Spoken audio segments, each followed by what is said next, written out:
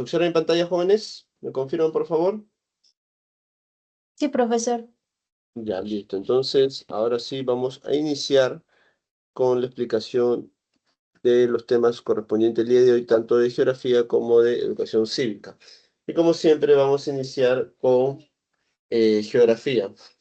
Y en geografía, el día de hoy vamos a desarrollar el tema de la Amazonía y la Antártida, ¿sí?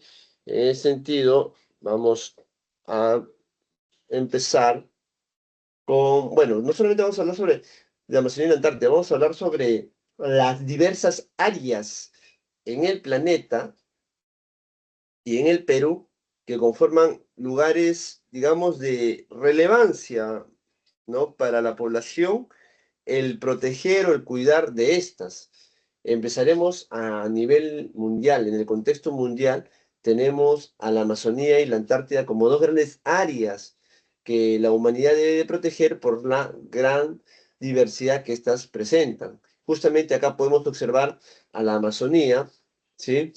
Y también a la Antártida. Acá está la Amazonía y este se ubica pues en el continente americano, en el sector o región sur, o sea, en Sudamérica, y está pues entre los países de Brasil, Perú y otros más como Ecuador, Bolivia, sí, Colombia, Ecuador, las Guyanas, son países que dentro de sus territorios contienen parte de la Amazonía, pero los principales son Perú y Brasil. Acá se puede evidenciar justamente esa área que conforma todo el sector de la Amazonía, ¿sí? Ahora, por otro lado tenemos la Antártida, que es un espacio también de nuestro planeta que se ubica en el sector sur, o sea, al sur del planeta Tierra. ¿Sí? Acá podemos ver Sudamérica, esto es África, esto es Oceanía, Asia, ¿sí? Por acá debe estar Oceanía, por acá está Oceanía. Y en el sector sur, mirando la Tierra desde abajo, tenemos todo el continente antártico, porque es un continente la Antártida, ¿sí? Único continente despoblado. Entonces acá tenemos la Antártida, que es muy importante protegerla por la diversidad que presenta, y también la Amazonía. Es muy importante no para el país o los países que la contienen, sino para la humanidad. Bueno, en el caso de la Amazonía, sí, pues este está dentro de algunos territorios de países, pues acá en Sudamérica. En el caso de la Antártida, no le pertenece a nadie. No está dentro del territorio de ningún país, sino que la Antártida es un pedazo, continental, ¿sí? Que ningún país ejerce soberanía, pero sí todos están, digamos, en la obligación de proteger esta Antártida. No le pertenece a ningún país en particular, pero sí a toda la humanidad por la importancia que ésta tiene y que ya acabo de mencionar, pues, ¿sí? En ese sentido, tenemos por aquí la Antártida y la Amazonía y vamos a hablar de cuáles son esas características que contiene o que presenta cada una de ellas, lo cual lo hace importante para la humanidad, ¿sí? Y básicamente la importancia va por su gran diversidad de flora y fauna, diversidad biológica o biodiversidad. Por eso es que acá dice reservas de biodiversidad del mundo. Son zonas importantes del planeta, ya que constituyen valiosas reservas de tanto agua dulce como también sirven de reguladores del clima a nivel mundial y posee una rica diversidad biológica. O sea, no solamente la diversidad biológica, sino que también el agua que éstas contienen o que éstas generan, ¿sí? Para el planeta. Entonces, dicho ello, dicho más o menos la importancia que contienen ambas de manera general, vamos a empezar a hablar de la Amazonía. La Amazonía, como dijimos, es una región, ¿sí? Es un sector territorial que se ubica en la región sur, ¿no? Del continente americano y que, digamos, abarca territorio de varios países, principalmente de Brasil, Perú, pero también tenemos a Ecuador, Colombia, Venezuela, como les mencioné, las Guyanas, ¿sí? Y Bolivia. Guyana Francesa también, pues contienen parte de la Antártida, pero Guyana Francesa no se le considera, ya que es un estado ultramarino. O sea, Guyana Francesa tiene pues una dependencia pues a Francia, más no es un estado, digamos, netamente independiente. Por lo tanto, pues no se considera a este estado como parte de los países o estados que contienen la Amazonía.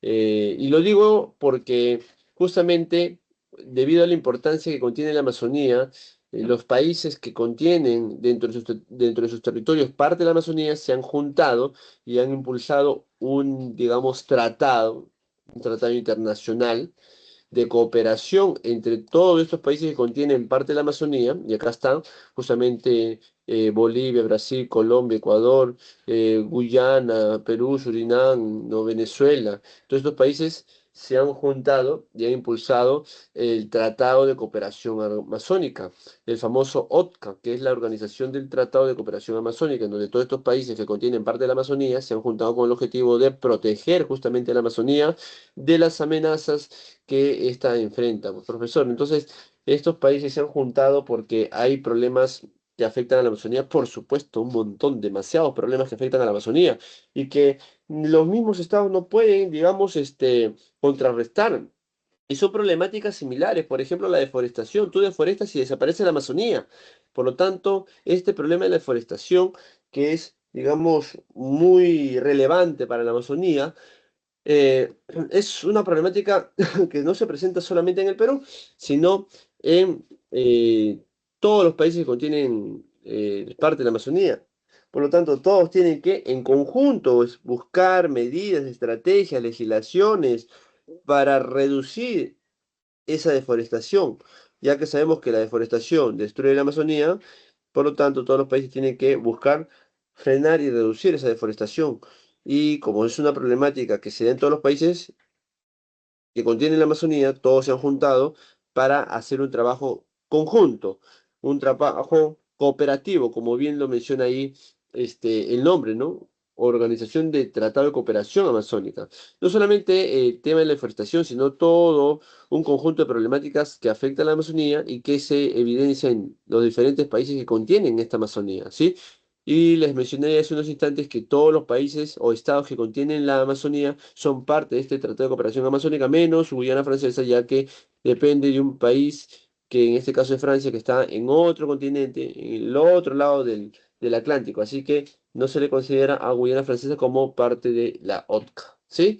Entonces, eso es con relación a la legislación que hay con relación a la Amazonía. ¿Y por qué legislación? Porque cuando se eh, decidieron pues estos países juntarse, impulsar un tratado, ese tratado es de cumplimiento de todos estos países, ya que de manera libre y autónoma han decidido ser parte de la OTCA, ¿sí? En ese sentido, todos están en la obligación de cumplir y acatar lo que la OTCA establezca como, digamos, como organización en la cual todos estos países forman parte. Por lo tanto, es, digamos, el cumplimiento obligatorio, ya que pasa a ser una especie de, digamos, la OTCA de organización que establece normas de cumplimiento para todos los países. Y establece no solamente normas, sino, digamos, normas con rango de ley. Por eso es que es una legislación. La OTCA es parte de una legislación de todos estos países que de manera conjunta han establecido esa legislación en el cual todos están obligados a cumplirlo, pues, ¿no? Por eso es una legislación, en este caso la ODCA, es la legislación con relación a la Amazonía, que se impulsó en 1978, ¿no? En donde se constituyó este Tratado de Cooperación Amazónica y lo integran todos estos países que he mencionado. Su objetivo principal es promover el desarrollo amazónico, ¿sí? Perdón, armónico en la Amazonía, ¿no? Ese es digamos, el objetivo, promover el desarrollo armónico de la Amazonía, ¿sí? Ahora, como mencioné también hace unos instantes, su ubicación está pues en el continente americano, sector sur, o sea, en América del Sur, y su extensión territorial es de 7.400.000 kilómetros cuadrados, en el cual comprende territorios de 8 estados, ¿ya? Y la Guyana Francesa, como le digo, ¿Contiene también la Amazonía? Sí lo contiene, pero ya les mencioné que no está, digamos, como parte de un Estado vinculante a esta legislación,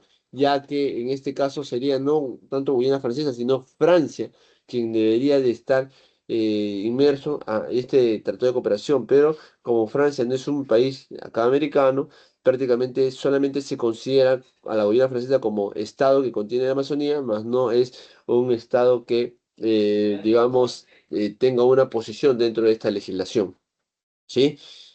Porque no le correspondería. Y Francia tampoco es parte porque Francia no es de acá, pues, ¿no? Y Francia no contiene la Amazonía, Francia está en Europa, ¿no? Es Guyana Francesa.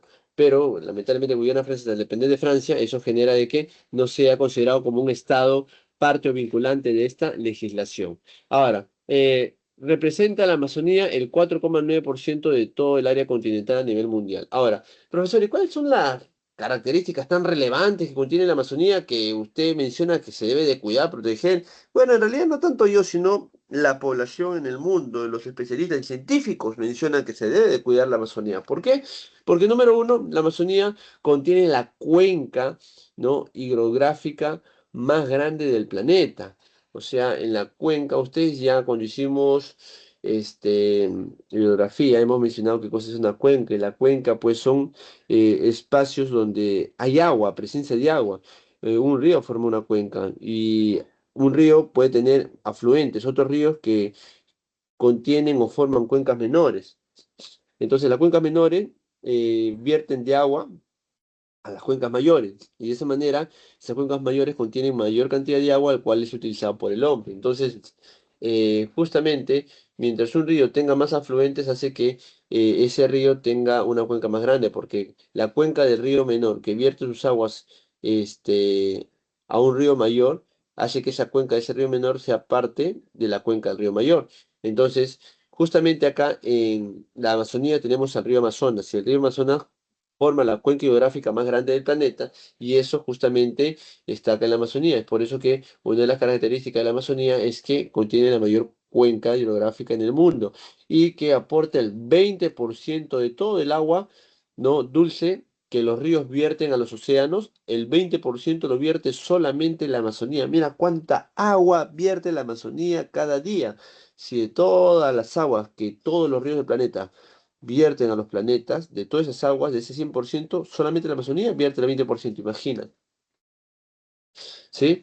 Ahora, es algo muy importante, porque si aparecen, digamos, en la Amazonía, también la cuenca se vería afectado y desaparecería, pues, varios ríos y por ende, pues, el agua dulce disminuiría, pues, por eso es que es muy importante, ya que el agua dulce, el hombre sin agua no vive, ¿sí? Por eso es una gran importancia ello.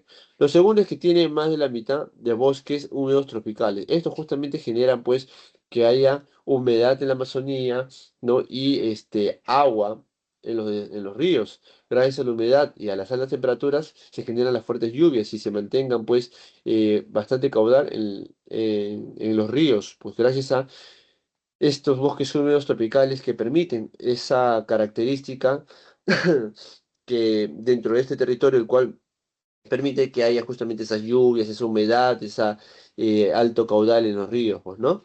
Por otro lado, otra característica es que concentran la mayor diversidad de flora y fauna, mayor diversidad biológica del planeta. O sea, la mayor diversidad de flora y fauna del planeta está aquí en la Amazonía, ¿sí? Aquí en la Amazonía. Acá está la mayor diversidad de flora y fauna. Es algo muy importante porque esta diversidad de flora y fauna permite a los científicos, ¿no? hacer investigaciones que conlleven a la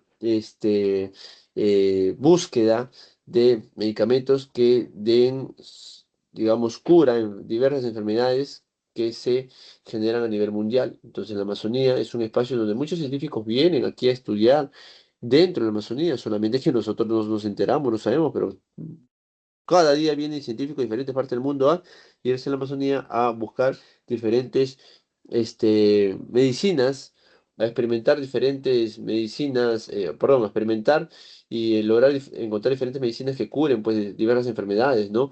¿Cómo lo hacen? Pues investigando, por ejemplo, las plantas, los nutrientes que haya en algunos animalitos, insectos, ¿no?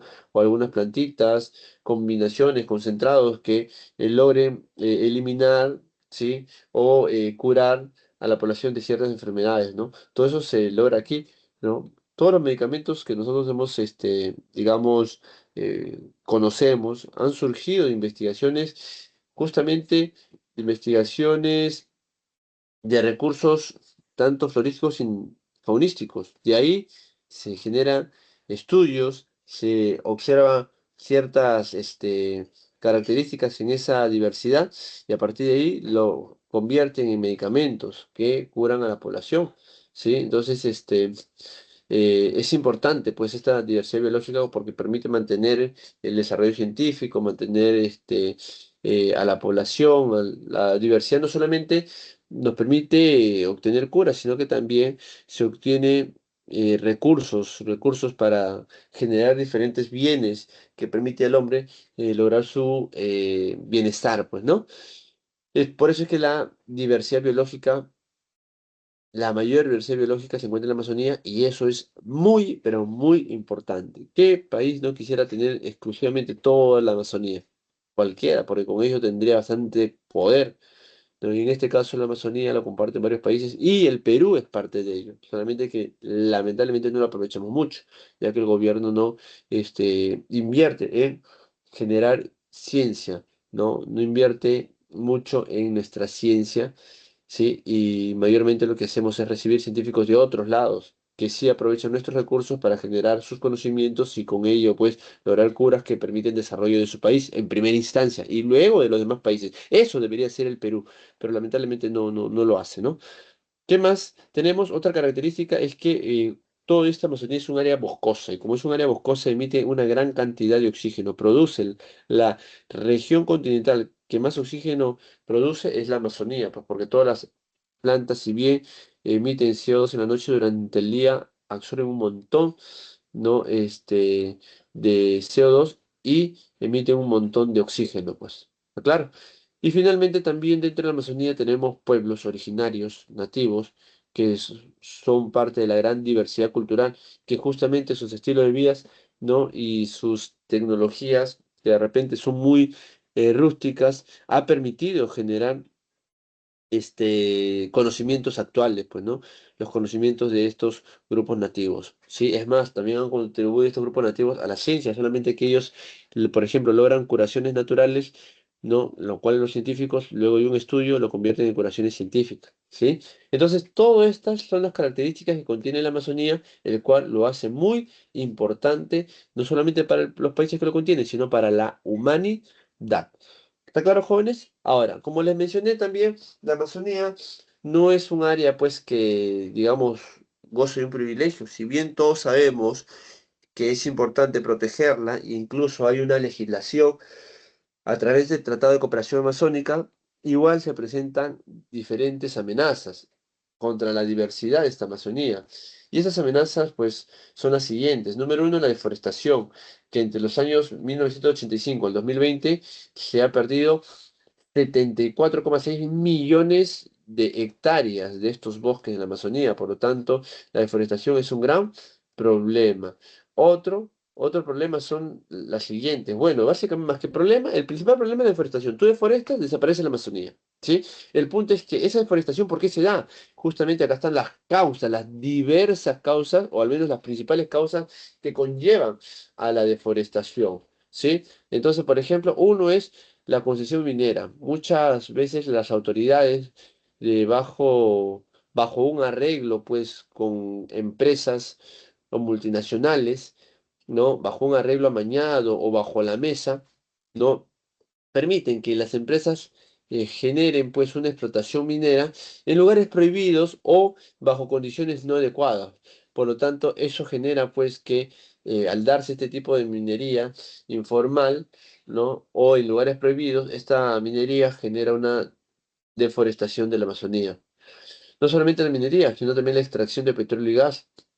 Ahora, el aumento de los aumento de la hidroelectricidad también genera una deforestación. Construcción de carreteras, tanto las carreteras formales como las construcción de pistas de aterrizaje clandestinas generan deforestación. Profesor, pero una carretera no genera más bien desarrollo. Sí, pero lamentablemente, si tú generas digamos, o promueves el establecimiento de carreteras en la Amazonía, se tendría que talar, mira, para hacer esta carretera de acá, ¿cuántos árboles han tenido que talar? Y es una carretera no asfaltada. Si lo asfaltan, eso tendría que crecer un poco más. Mira cuántos árboles más tendrían que talarse, deforestarse.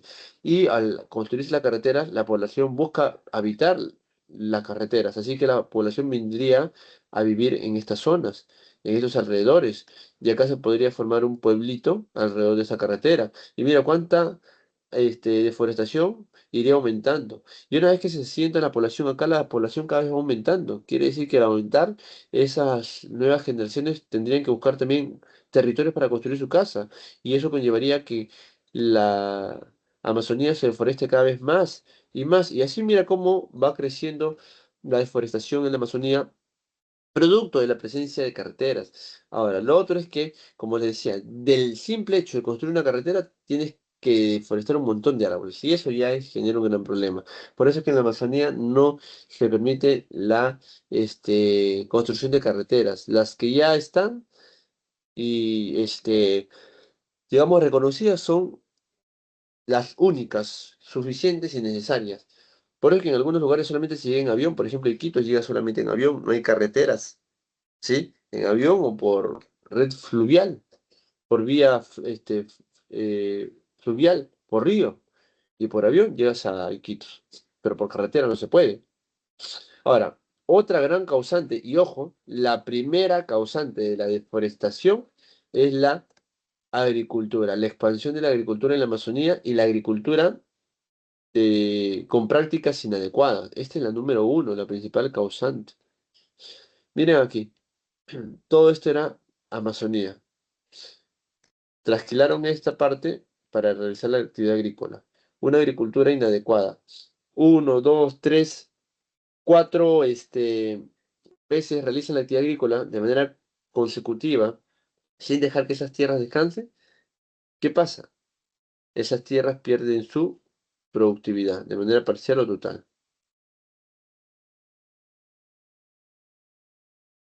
Y al perder su productividad, ¿qué hacen? Tienen que ir a otro lugar a seguir trasquilando. Igual, cuatro actividades agrícolas consecutivas generan una pérdida de la productividad de esas tierras y los agricultores no les interesa, simplemente su solución para ellos es seguir buscando nuevas tierras. Y así, miren, se va trasquilando cada vez más y más este suelos, ¿no? Y así miren al final cómo queda. Toda una zona trasquilada por la expansión de la agricultura. Acá está también las represas hidroeléctricas y la extracción de petróleo que también genera deforestación. Luego la adjudicación de tierra, ¿no? Hay gente que quiere apropiarse de tierras y luego de ella comienza a deforestar para realizar diversas actividades. Y los cambios en las legislaciones, ¿no? Cuando se pierde, digamos, el- la protección de estas tierras para dar beneficios a actividades industriales o económicas, sin, digamos, sopesar que antes que una actividad industrial o económica, primero es la protección de la Amazonía. Porque ¿de qué te sirve promover la industria si al final esa industria utiliza los recursos de la naturaleza? Pero ¿qué pasa si tú destruyes la naturaleza? ¿De qué sirve esa industria? ¿De dónde va a obtener esos recursos si se van a este, destruir? Por lo tanto, no podría funcionar. Es por eso que se debe tener criterio para las legislaciones. Ahora, entre las principales consecuencias tenemos, eh, ojo, este ya no son causas, sino consecuencias. Entre las principales, estas son causas y estas son consecuencias. ¿Qué pasa cuando se deforesta? Bueno, se pierde la biodiversidad, destrucción de la biodiversidad, se deteriora el principal productor de oxígeno del planeta, se da una destrucción del patrimonio también natural del mundo, porque es un patrimonio natural más que geográfico, porque geográfico es presencia del hombre. En cambio, natural es que no hay presencia del hombre, son tierras vírgenes, o sea, la Amazonía hay muchos lugares donde la población no lo habita, entonces son patrimonios naturales. Y hay, pues, dentro de esos patrimonios naturales muchas características importantes, como las que ya hemos mencionado en el PPT anterior. Y por último, se da un aumento de los incendios forestales. Al darse la deforestación, queda madera, palos secos, y eso es fácil para que se genere en este caso, la presencia de estos incendios forestales. Listo, jóvenes, dicho ello con relación a la Antártida, perdón, a la Amazonía, pasamos ahora a hablar de la Antártida. Y la Antártida, como ya les mencioné, está localizado en la parte sur del planeta, dentro del paralelo 66 grados, ¿sí? Dentro del paralelo 66 grados de latitud sur hacia el sur, ahí se encuentra la Antártida. Y bueno, pues eh, como les mencioné, la Antártida no le pertenece a nadie, sino a todos los países del planeta. Pero inicialmente fueron algunos países los que llegaron aquí a la Antártida a realizar algún tipo de investigación. Estos países que llegaron a la Antártida a hacer algún tipo de investigación quisieron pedir, digamos, predominio sobre territorios en la Antártida. Pero con el tiempo, eso no tuvo mayor, digamos, consecuencia, y más bien lo que se impulsó, porque ya otros países fueron llegando también a la Antártida a realizar algún tipo de investigación o exploración. Cuando ya fueron llegaron más países, lo que se buscó es más bien, no, que no pertenezca, pues en este caso la Antártida, a ningún país o a algunos países, sino que por la importancia que presenta, tanto en su diversidad biológica como la importancia de protegerlo y su repercusión de la presencia en la Antártida, conllevó a que todos los países decidieran ya no buscar soberanía sobre la Antártida, sino que la Antártida sea un espacio que signifique desarrollo, conocimiento, ciencia, y que todos los países deberían de cuidar, protegerla debido a que influye, por ejemplo, en el clima en el planeta y en las reservas de agua dulce. En ese sentido, se buscó impulsar el Tratado Antártico, en donde hay muchos países que se han adherido al Tratado Antártico, algunos son miembros consultores, otros simplemente se han adherido, ¿no? Otros ya son miembros como tal, otros están esperando la aceptación en la Antártida, y así muchos países se han ido adhiriendo a la Antártida, y como no pertenece a alguien en particular, le pertenece a todos, y como la Antártida es un espacio en donde se puede generar o desarrollar la ciencia, se le ha dado ciertos territorios a los países que son parte del Tratado Antártico, se les ha dado cierto territorio, pero no para que ejerzan soberanía, sino para que en esos territorios puedan realizar algún tipo de investigación, algún tipo de desarrollo científico. Por eso es que se han permitido que los diversos países que conforman el Tratado Antártico y que han pedido, pues, espacio territorial en la Antártida para establecer bases científicas, los cuales se van a encargar de desarrollar conocimiento científico para sus países y para todo el mundo. Entonces se ha permitido que se haya dado una distribución de territorio entre todos los países que conforman ese Tratado Antártico, y dentro de ellos el Perú conforma el Tratado Antártico, y también el Perú le han dado un espacio territorial para que puedan realizar sus investigaciones científicas. Ojo, es un pedazo de territorio para que puedan realizar sus investigaciones científicas, no para ejercer soberanía, por si acaso, ¿sí? Ahora, en ese sentido, tenemos acá como legislación al Tratado Antártico, ¿no? Y bueno, pues la Antártida está dentro del círculo, bueno, dentro del paralelo, y tú sabes que el paralelo es un anillo. Dentro de este anillo, del paralelo de 60 grados latitud sur, a más se encuentra la Antártida, ¿sí? Y tiene una forma, bueno, no casi circular, no media, parece media circular, ¿no? El cual se ubica completamente dentro este, al sur, dentro del círculo polar antártico, ahí se ubica la Antártida. Ahora, esta Antártida, eh, digamos, es un continente. ¿Por qué? Porque contiene superficie terrestre, el cual está cubierto casi en su totalidad, de hielo. ¿Y por qué de hielo? Debido al clima. El clima es de bajas temperaturas, muy bajas, y en invierno hay más frío que en el verano. Justamente, acá tenemos, por ejemplo, eh, esta zona de acá, que es la zona central, y esta zona de acá, que es la zona costera, ¿ya? La zona, dice, es muy lejos, perdón, es muy seco, lejos del mar, o sea, en la parte central, con precipitaciones de nieve por las bajas temperaturas y su temperatura media en enero. Enero, ahorita estamos nosotros en verano, quiere decir que los rayos solares están apuntando al sector sur del planeta, por eso estamos en verano.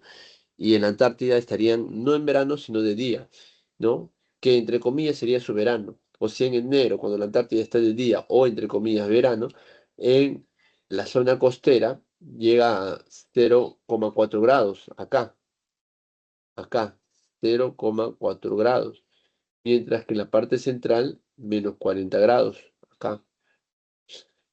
Pero en julio, cuando estamos de invierno y la Antártida también, bueno, entre comillas, ¿no? Porque la Antártida entra de noche, está oscuro 6 meses, en la zona costera llega a menos 23 y mire en la parte central, menos 68. Quiere decir que en la noche hay menos temperatura que en el día. Y entre la costa y la parte central de la Antártida también hay una variación de temperatura. Entre la costa, que hay menos frío o mayor temperatura, que en la parte central, que hay más frío, o sea, menos temperatura, ¿sí? Ahora, en la Antártida tenemos una atmósfera que es translúcida debido a las características de este sector, ¿no? Como no hay, digamos, nubes, acá no es estratos, no hay lluvia, ¿no? O sea, acá tenemos un cielo despejado por la baja temperatura, ¿sí? Eso favorece a que tengamos una atmósfera translúcida que permite la instalación, bueno, no permite, favorece la instalación de observatorios climatológicos y astronómicos, ya que aquí, al establecer sus observatorios ante un espacio en donde hay un cielo traslúcido, sin nubes, entonces hay un cielo limpio, al establecer su observatorio, permite que claramente se pueda visualizar lo que hay afuera del planeta, ¿sí? Porque no hay nada que obstruya la visión. Si en cambio poner observatorios climáticos y astronómicos en otros lugares digamos, de otros continentes, las nubes impiden pues que se pueda visualizar lo que fuera del planeta, incluso las características climáticas no atmosféricas que se presentan, pues, ¿no? Debido a que hay una atmósfera con mayor concentración de gases diversos que impiden justamente la observación. Pero en la Antártida, al haber una atmósfera más delgada, número uno, dos, con gases, menos cantidad de gases, sobre todo gases pesados, y también con la ausencia de nubes, pues eso permite que ese observatorio se pueda visualizar con mayor claridad, ¿no? Diferentes características de nuestra atmósfera o incluso características de fuera de la Tierra, pues, ¿sí? Entonces, eso es con relación al clima en la Antártida. Ahora, ¿qué más tenemos? Los recursos naturales de la Antártida. La Antártida presenta una diversidad florística y faunística. En primer lugar, la Antártida se encuentra cubierto de hielo, cual constituye la mayor reserva de agua dulce en el planeta. Agua dulce en estado criogénico, o sea, agua dulce en estado congelado.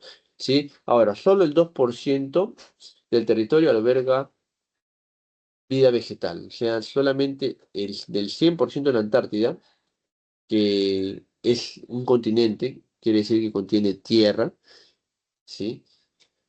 El 98% aproximadamente está cubierto de hielo. Por lo tanto, en esta tierra, al estar cubierta de hielo, no crece vegetación. Solo un 2% está sin vegetación. Es ahí donde el suelo está descubierto y sí puede crecer la vegetación. Y básicamente esos lugares están en las costas, ¿sí? En las zonas más alejadas del centro. Ahí suele estar, sobre todo en el día, eh, durante el día, o sea, en los meses de enero, febrero, marzo, suelen estar más descubiertas estas zonas costeras en donde permiten la presencia de vegetación. Por eso es que solamente el 2% del territorio alberga vida vegetal, ¿no? Donde puede crecer vegetación. En el resto, no, porque es hielo. Y en el hielo no crece vegetación. Con relación a la fauna, bueno, tenemos varias diversidades faunísticas como pingüinos, gaviotas, pero sobre todo vamos a resaltar aquí el famoso krill, que es una especie marina, la más importante aquí y que es la principal fuente de alimentación de todas las especies marinas de la Antártida, ¿sí? Sostén de la fauna antártica, dice.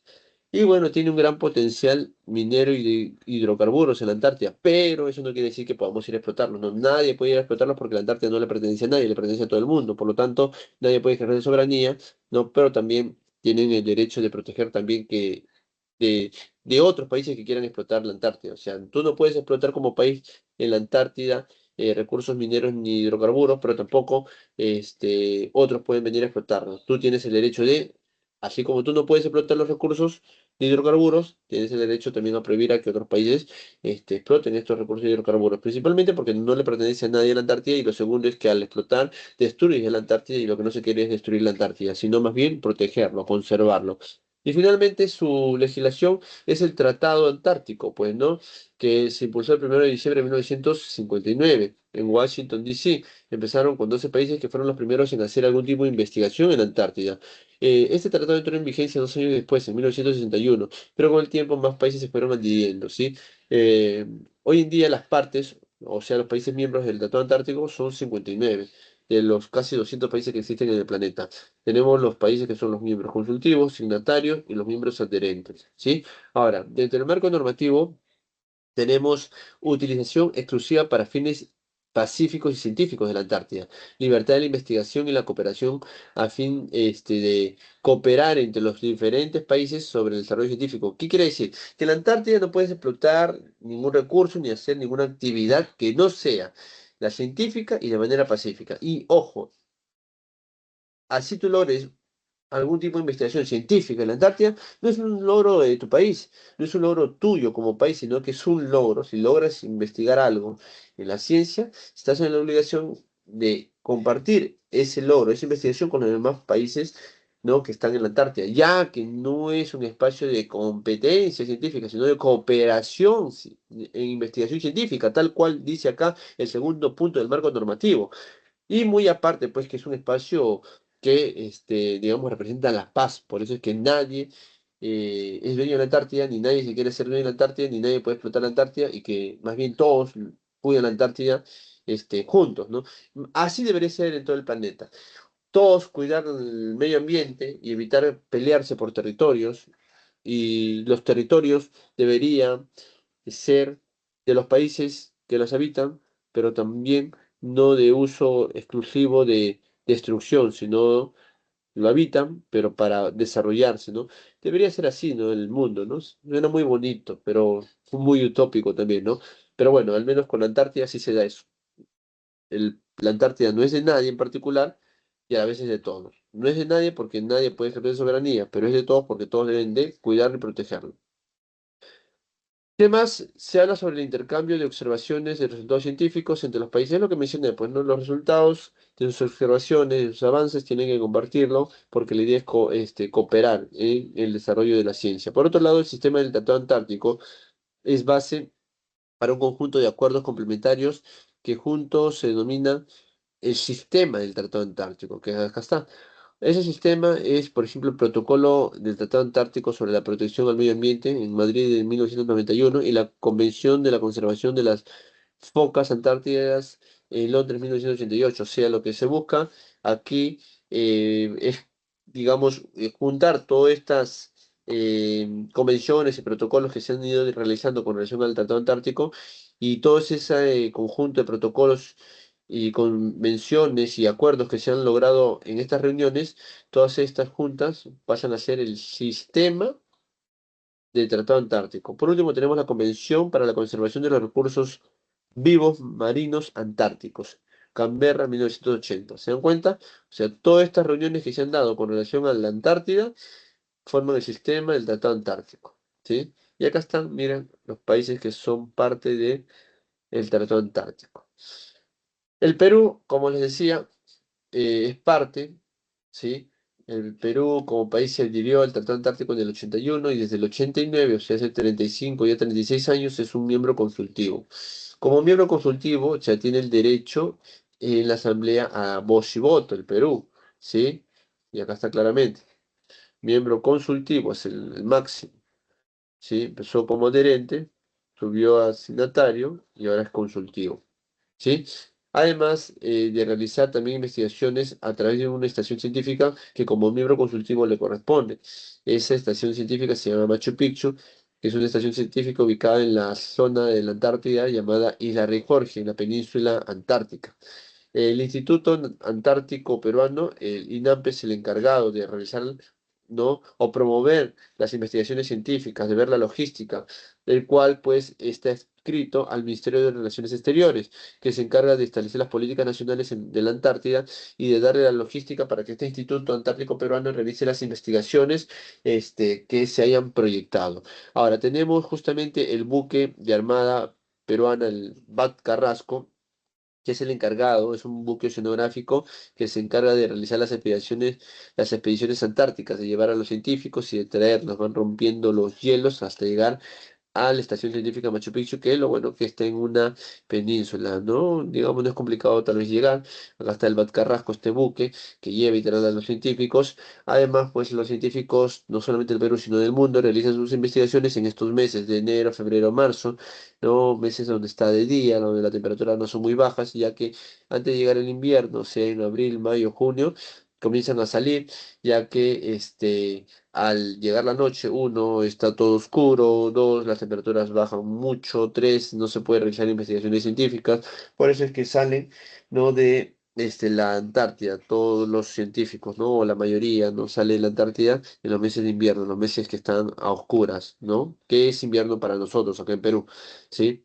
Por último, la 29ª expedición científica peruana a la Antártida, o sea, la expedición 29 se realizó entre enero y marzo de 2023 y tuvo la colaboración de la Oficina de Política Científica de Bélgica, ¿no? La colaboración, ojo, ¿sí?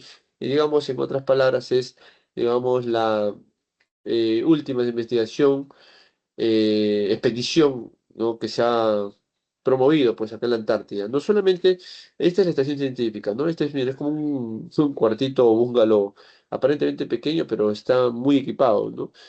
Pero se hacen investigaciones no solamente dentro, sino expediciones alrededor, pues porque esa es la idea, aprovechar, investigar alrededores, ¿no? de esta Antártida, que se supone que permite mayores, digamos, eh, logros a nivel científico, ¿sí? Dependiendo de qué tipo de investigación se realice, pues, ¿no? En este caso, investigar la atmósfera, ¿no? Las características de las tierras y otras cosas más relacionadas a estos aspectos.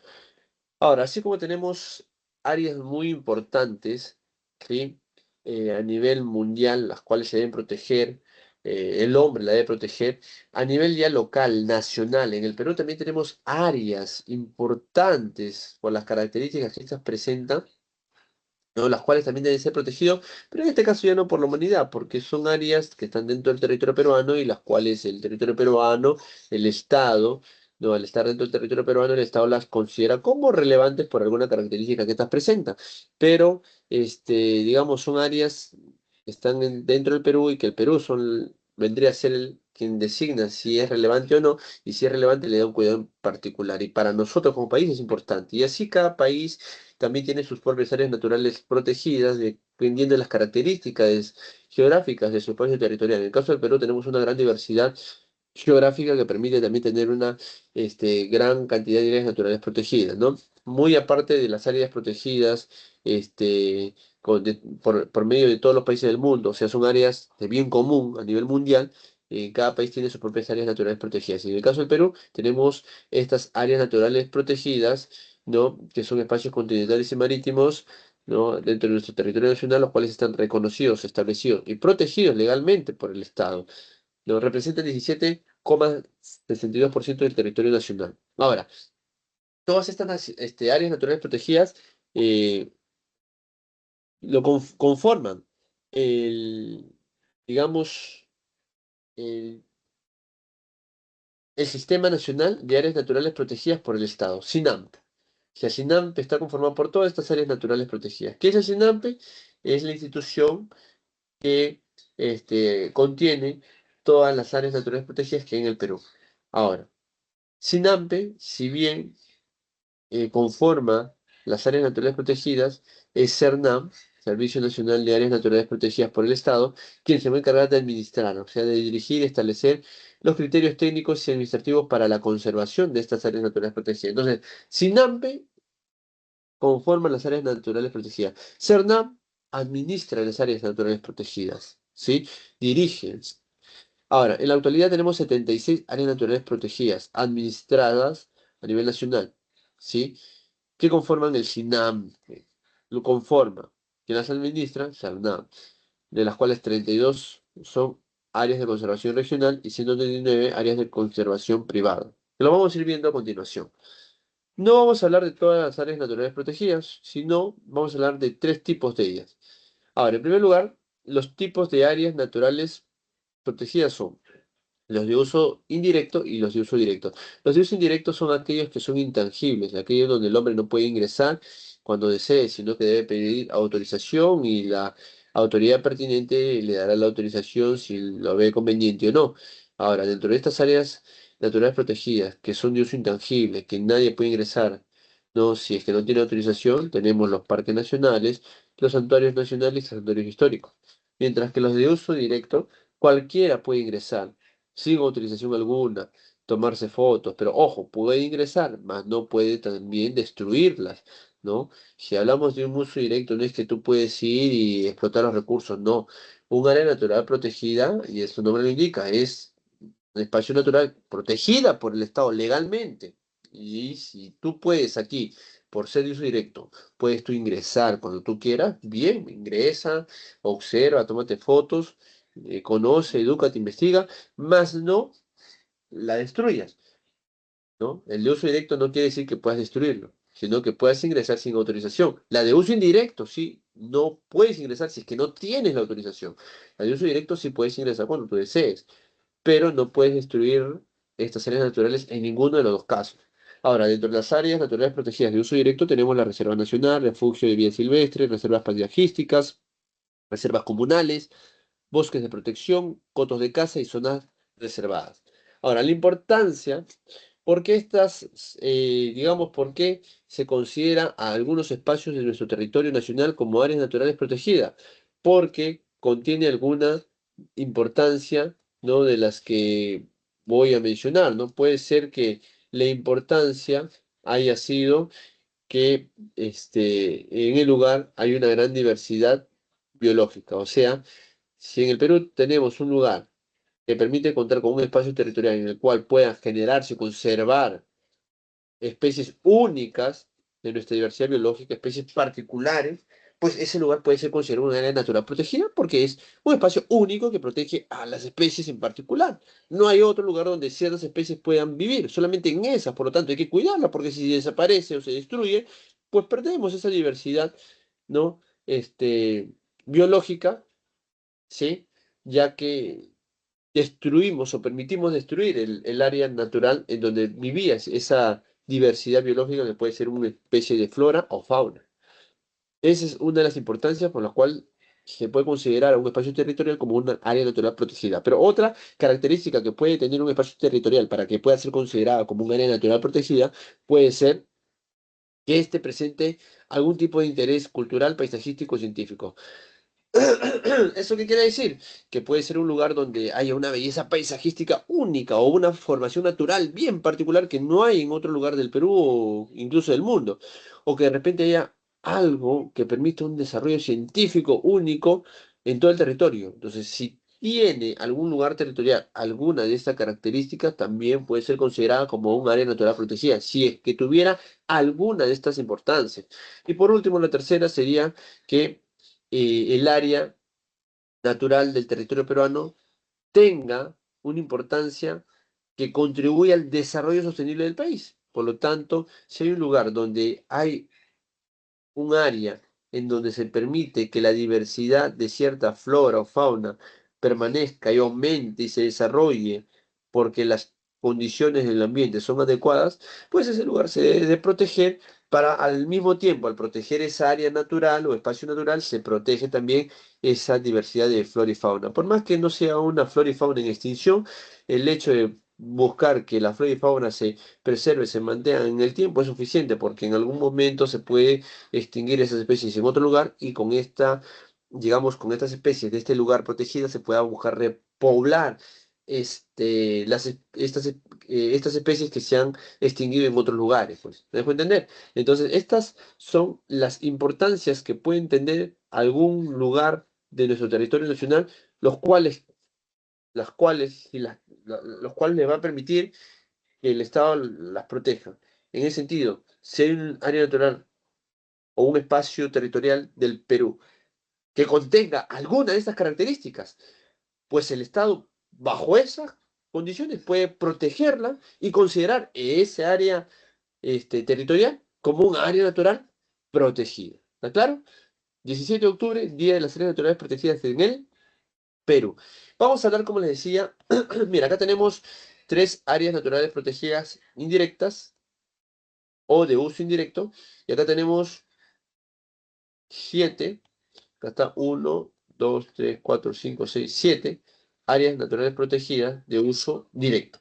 Pero no vamos a hablar de las 10, sino de tres de ellas. ¿Cuáles? Vamos a hablar de los parques nacionales, reservas nacionales y santuarios nacionales. De esas tres vamos a hablar a continuación. Empezamos con los parques nacionales. Los parques nacionales, y hacemos antes un alto ahí. Antes de hablar de los parques nacionales, son las 9:20. Creo que tienen receso 15 minutos, ¿verdad? Nos reencontramos 9:35 para terminar de hablar de las áreas naturales protegidas y entrar a desarrollar nuestro tema de cívica. 15 minutos de receso, por favor, chicos.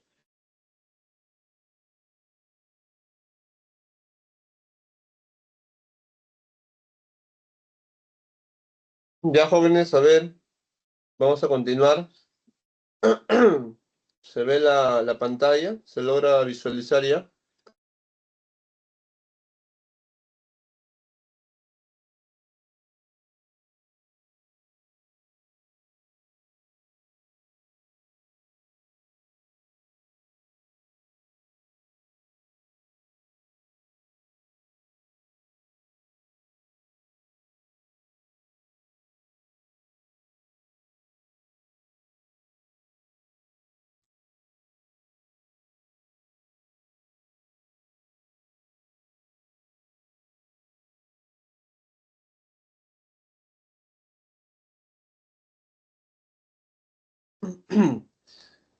Ya, jóvenes, a ver.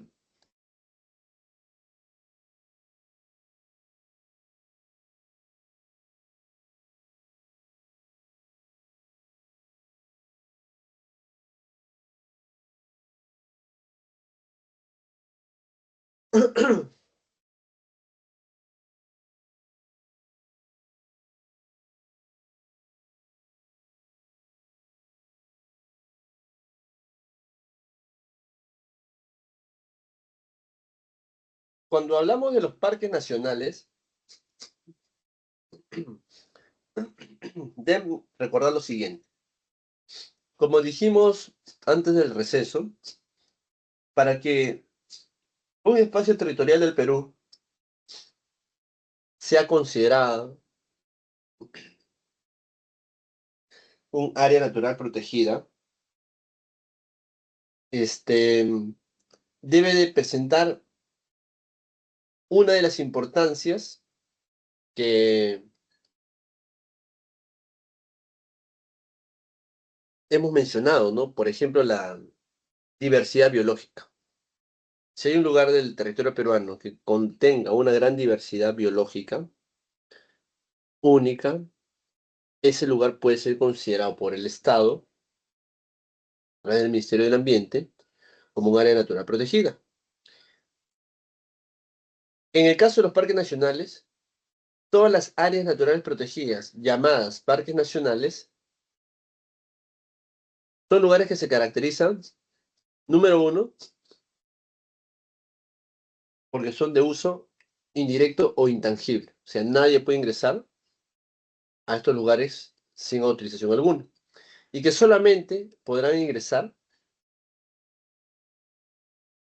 con una autorización siempre y cuando el objetivo sea investigación científica o turística. Y en zonas designadas. No es que ya, me dan la autorización y me voy por donde yo quiero. Tampoco es así. Sino que te permiten el ingreso, pero hasta ciertas zonas o sectores. En el caso del Perú hay 15 áreas naturales protegidas. Pero ¿cuál es la importancia que estas tienen? Es que son lugares, los parques nacionales, donde se protegen los ecosistemas las asociaciones de flora y fauna silvestre, así como las características paisajísticas y culturales que resulten de ese espacio. En otras palabras, estimados estudiantes, en un parque nacional se protege todo lo que hay dentro de cierta área territorial. Todo, todo, todo. Y principalmente se protege todo porque hay una diversidad biológica de flora y fauna en cierto lugar, por lo cual, para proteger esta flora y fauna, se tiene que proteger todo ese espacio territorial, por lo que se va a llamar Parque Nacional. Ahora, también se puede encontrar, muy aparte de la flora y fauna, presencia humana, comunidades nativas, o de repente algunas formaciones naturales, bellezas paisajísticas que también se encuentran en estas zonas, también se va a proteger. En otras palabras, perdón, en el Parque Nacional se protege todo lo que hay dentro de un área y que principalmente la importancia es la diversidad biológica que esta área presenta. En total tenemos 15 parques nacionales, ya lo hemos mencionado. Y bueno, acá tenemos algunos ejemplos, ¿no? De algunos parques nacionales, como Cutervo en Cajamarca, ¿no? Acá tenemos, por ejemplo, el Huacharo, esta ave bien particular. Tenemos acá en Tingomarí, en Huánuco, la Cueva de las Lechuzas, ¿sí? Muy interesante, muy bonito también este lugar. Tenemos en el Manu, en el Cusco y Madre de Dios. Dentro de ello encontramos al lagarto negro, ¿sí? Estos son algunos ejemplos de parques nacionales. Tenemos en el Huascarán, Ancash, el Piñual. Esta es una especie florística. Tenemos también los rodales de la Puya Raimondi, bosques de queñuales, el cóndor, gato andino. Protege todo lo que hay en ese espacio, ¿no? Flora, fauna. En Tumbes y Piura, los cerros de Amotape, en la parte oriental de Tumbes y Piura. Tenemos bosques secos, ¿no? Vendrían a ser los cerros de Amotape. Dentro de ellos tenemos bosques secos, tenemos la nutria, cocodrilo, el cotomono. Acá está la nutria. Tenemos en el Alto Purús, está entre Ucayali y Madre de Dios. Tenemos bosques húmedos, tropical, el lobo de río, charapa, guacamayo, verde de cabeza celeste, que es el que está acá. Son, digamos, algunos ejemplos de parques nacionales. Ahora, otro espacio, otra área natural protegida sería el Santuario Nacional. En el Santuario Nacional, lo que se va a proteger es el hábitat, pero para proteger una especie, o puede ser que no sea una especie, sino una comunidad, quiere decir que varias especies, ¿sí? O sea, una especie en particular o una comunidad, o sea, o mejor dicho, de la misma especie, pero de varios tipos, ahí está. Se puede ser una especie o una comunidad de la especie, ¿sí? Tanto de flora o de fauna. En otras palabras, por ejemplo, para entenderlo en palabras de repente más sencillas, un santuario nacional es un espacio territorial el cual va a ser protegido por el Estado, porque dentro de ese espacio territorial se va a proteger el hábitat, ya que en ese hábitat va a vivir una especie, por decir, ¿no? De zorro, ¿sí? En particular, que solamente vive en ese espacio, o de repente una comunidad, varias tipos o razas de estos zorros, todos son especies de zorro, pues, ¿no? Una misma especie, pero varios tipos.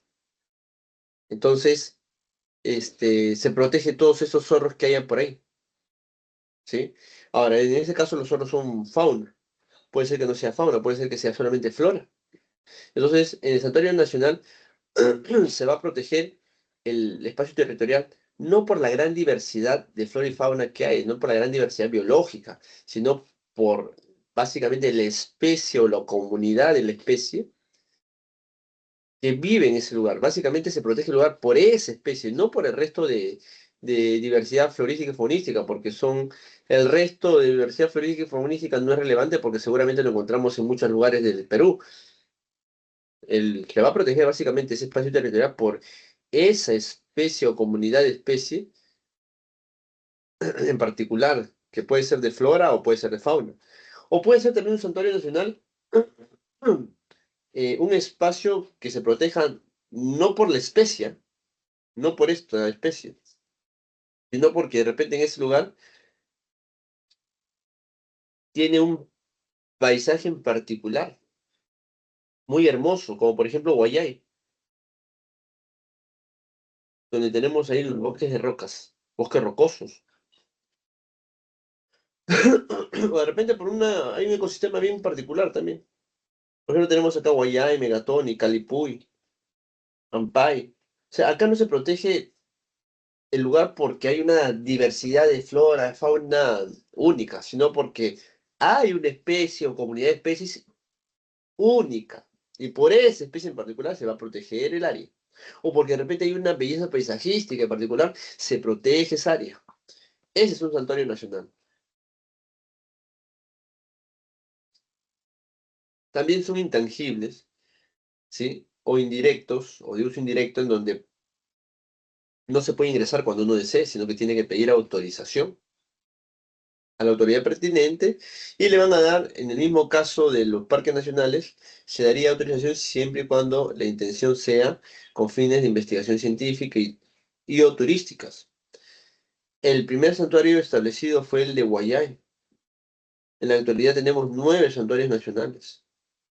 Tenemos, por ejemplo, Guayay en Pasco, donde tenemos los famosos bosques rocosos, que son formaciones naturales, en donde las rocas han adoptado una forma en particular de silueta de árbol, y como son varios, entre comillas, siluetas de árboles rocosas que hay.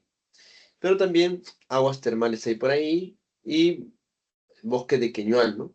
Entonces, por esas características de esta especie, digamos, de flora y por esa formación paisajística, se protege este lugar. Por eso nada más, por eso es un santuario nacional. Pero si fuera por toda la flora y fauna que hay en ese lugar y que es único, ya no sería parque nacional, sino sería parque nacional. Ya no sería santuario nacional, sino parque nacional. Luego tenemos Calipuy, la Libertad, los rodales de la Puya Raimondi, la planta de mayor inflorescencia en el mundo. Tenemos, aparte de ello, Ampay en Apurimas. Acá hay flores endémicas, o sea, especies propias del lugar. O sea, hay especies de plantas, una comunidad de plantas. También tenemos bosques de Intipa o Romerillo, ¿no? Que son coníferas. Todo esto son flora endémica, hasta el Intipa. Por estas especies florísticas se protege este lugar llamado Ampay en Apurímac, que sería también un santuario nacional.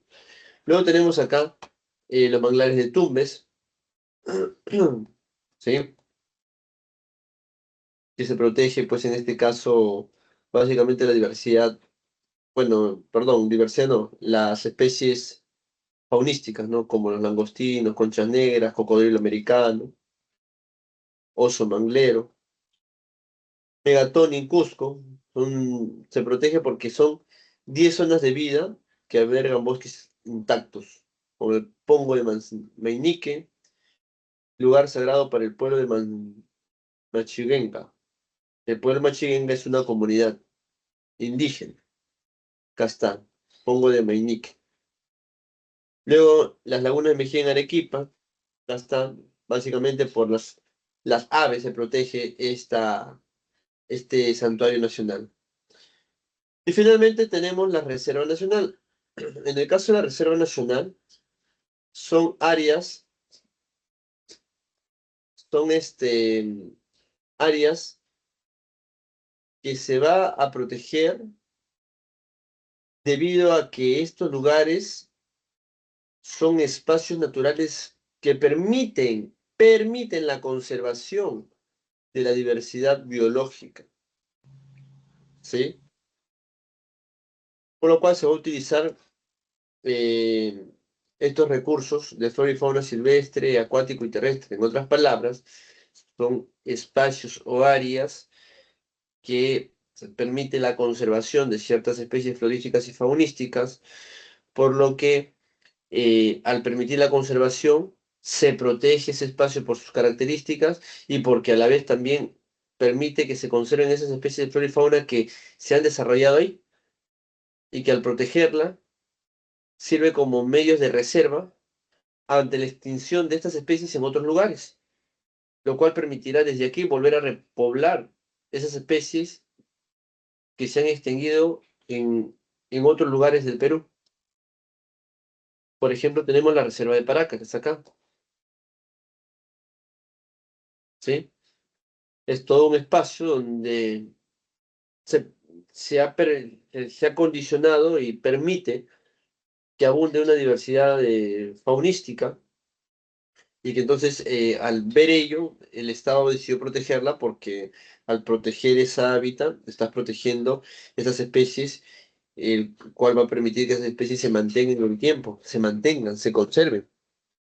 Por eso es que la Reserva Nacional permite no solamente conservar, sino el aprovechamiento comercial de estos recursos naturales, obviamente bajo el manejo del Estado, bajo planes de control aprobados y supervisados por la autoridad nacional competente.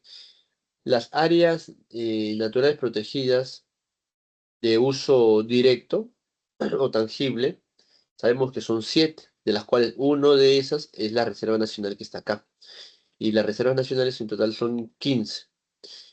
Justamente, acá tenemos, por ejemplo, en La Chay, en Lima, en la parte alta de las estribaciones andinas, tenemos pues las lomas de La Chay, ¿sí? Es un espacio que contiene o mantiene pues especies florísticas y faunísticas propias del lugar, endémicas. Por lo tanto, es un espacio que permite la conservación de ciertas especies de flora y fauna, entonces ese lugar se protege para que esas especies se conserven en el tiempo. También tenemos en Nambopata, Madre de Dios, la pacarana, la pampa galera, las vicuñas en Ayacucho, ¿sí? Luego también tenemos Paraca, el más conocido Ica, tenemos por ejemplo los lobos marinos, pero otras especies más que están aquí, Salinas y Aguada Blanca, los camélidos, ¿sí? Y también en el mar tenemos el dosar de Nazca, en el Océano Pacífico, tenemos el pez espada. Con ello terminaríamos las 3 áreas naturales protegidas que, digamos, íbamos a tocar. Las demás no se va a desarrollar, no solamente estas 3, y hemos mencionado varios ejemplos. Y ya para ir cerrando, es importante resaltar también lo siguiente. Eh, en nuestro mar, si bien mayormente hablamos de reservas de áreas naturales protegidas continentales, también tenemos áreas naturales protegidas en el mar, ya que en el mar nosotros tenemos territorio, pues no somos soberanos de 200 millas de mar. Y justamente acá se da una reserva nacional de mar tropical de Grau, de donde todos somos mar tropical de Grau, dice, ¿no? Acá tenemos, como pueden ver, pues, en diferentes sectores del mar, lugares donde hay especies, los cuales son protegidos por el Estado, o que está promoviendo su conservación y protección.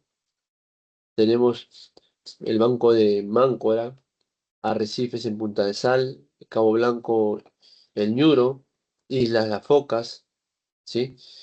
Esos son en la parte norte, ¿sí? Porque no te olvides que cuando hablamos de mar tropical son aguas cálidas, ¿ya? La parte norte, en estas aguas cálidas, permite que haya ciertas diversidades este, faunísticas marinas, ¿no? Las cuales se está buscando proteger también, ¿no? A través del Decreto Supremo 3 del 2024 del Ministerio del MINAM, se oficializó el establecimiento de Reserva Nacional del Mar Tropical de Grau. Es un área natural protegida creada el 24 de abril de 2024 y que abarca las regiones de Piura y Tumbes, ¿no? Ya que en estas aguas cálidas de Piura y Tumbes hay estas, digamos, especies faunísticas propias de estos lugares, ¿no? Y con esta unidad de conservación son en total 77 áreas naturales protegidas, ¿no? Es la última área natural protegida que se ha establecido, que es marítima, como pueden ustedes ver. Esto va a permitir la conservación o conservar, ¿no? Una muestra representativa de los ecosistemas de nuestro mar tropical, ¿no? Que es la zona de transición tropical y también, digamos, las zonas de aguas templadas, porque acá en esta, por ejemplo, Piura, en esta zona, se da la confluencia de aguas frías con aguas cálidas. Entonces es una zona de transición. Y bueno, abarca 4 sectores, ¿no? La isla Focas, Cabo Blanco, El Ñuro, Arrecife de Punta Sal y Banco de Máncora. Listo. Ahora, muy aparte de estas áreas naturales protegidas dentro del territorio peruano, también a nivel mundial, volvemos a nivel mundial, tenemos las áreas de reconocimiento internacional. En cada país, ya hemos mencionado que hay áreas naturales que los estados los protegen, ¿sí? Cada país. Por ejemplo, el Perú tiene sus áreas naturales protegidas por el Estado peruano. Pero estos países como el Perú, que tiene sus áreas naturales protegidas, todos los demás países que tienen sus propias áreas naturales protegidas, perdón, proponen a nivel internacional alguna de sus áreas para que sean reconocidas a nivel internacional. Pero estos reconocimientos se van a dar debido a que eh, estas áreas protegidas, en el caso del Perú, sean áreas que se evidencien en la reserva de biosfera. ¿Y qué implica ser una reserva de biosfera? Son áreas geográficas representativas que se caracterizan por ser sitios en los que se valora y protege su diversidad biológica. O, perdón, perdón, o diversidad biológica o puede ser biodiversidad, lo mismo, ¿no? Diversidad biológica o biodiversidad. Entonces, aquellos lugares del Perú o del mundo en donde se valore y proteja la biodiversidad o diversidad biológica serán reconocidas como reservas de biosfera. Y al ser reconocida como una reserva de biosfera, sería un área de reconocimiento internacional. Ahora, además albergan comunidades humanas también. Justamente, estas reservas de biosfera son lugares donde se valora y protege la diversidad biológica con presencia humana, en donde se evidencia la buena convivencia, la convivencia adecuada entre el ser humano y la naturaleza. Las funciones de una reserva de biosfera son eh, la conservación de los ecosistemas y la variación genética. Se busca conservar esos ecosistemas porque se supone que hay una interacción adecuada entre el hombre y el medio natural. Por lo tanto, se conservan los ecosistemas porque es una interacción adecuada. Lugar donde se fomenta el desarrollo económico y humano sostenible, obviamente adecuado porque hay una buena convivencia, y sirve como ejemplo de educación y capacitación en cuestiones de desarrollo sostenible, ya que mayormente la interacción hombre con el medio ambiente es una interacción en donde el medio ambiente se destruye, pero en la reserva de biosfera se supone que son reservas de biosfera porque justamente son lugares bien escasos de donde realmente se da una interacción adecuada entre el hombre y su medio, donde se da un aprovechamiento respetuoso del medio, en donde justamente se valora el medio ambiente y se protege, ¿sí? Y que encontramos ahí justamente las comunidades humanas. Ahora, en una reserva de biosfera tiene zonas, ¿no? La zona núcleo, que es la parte de aquí interna, ¿sí? La zona de amortiguamiento, esta zona de acá alrededor de población, y la de transición que es esta, ¿no? Transición, entrar o salir a la reserva. En ese sentido, en el Perú tenemos 7